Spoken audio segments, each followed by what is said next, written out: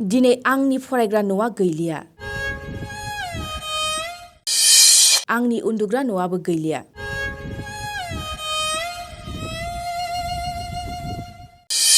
सासे फरायसानि जिंगासिनाय हरखाब खालामलांनाय आनिथानि सासे फरायसानि न' बां सिलिंखार। न' बां बारहुंखाजों सिफाय जानानै सासे फरायसाया गावनि लेखाखौ गाबै गाबै बुथुमदों। गाबै गाबै लेखाखौ न' बायखोन्दानि औवानि सांआव फरायसाया फोरानदों।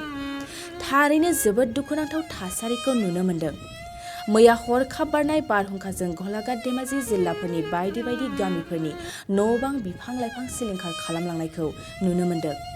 नैबे भिडिअ'आव नुनाय मोनसे नुथाया नोंथांखौ गोसो बायहोदों जानो हागौ। सासे फरायसाया गाबै गाबै गावनि फरायनाय लेखाखौ खनथुम खनथुम बाहेरनि सान्दुङाव फोरानदों। बारहुंखाजों आलाय सिलाय जानाय लेखाफोरखौ बुथुम बुथुम गाबै गाबै सासे फरायसाया सान्दुङाव फोरानदों। बे जाथाया धेमाजि जिल्लानि 2 नं नावकाथा गामिनि।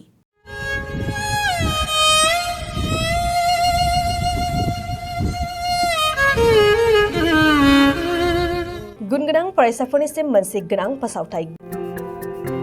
गुबुन गुबुन डिप्ल'मा, इन्जिनियारिं, डिजाइनार आरो PhD डिग्रीफोरनि थाखाय क'क्राझार CITआव एडमिशननि अनलाइन रेजिस्ट्रेशन खालामनाया जागायबाय।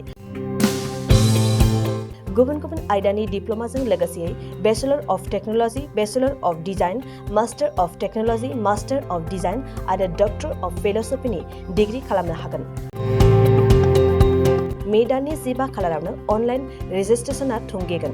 जुन दाननि 8 खालाराव एडमिशननि एन्ट्रेन्स आनजाद लानाय जागोन। आरो जुन दाननि 25 खालाराव PhDनि एन्ट्रेन्स आनजादखौ लागोन। अनलाइन रेजिस्ट्रेशनखौ नोंथांमोनहा दिनैनिफ्रायनो www.admission.cit.ac.in आव खालामनो हागोन।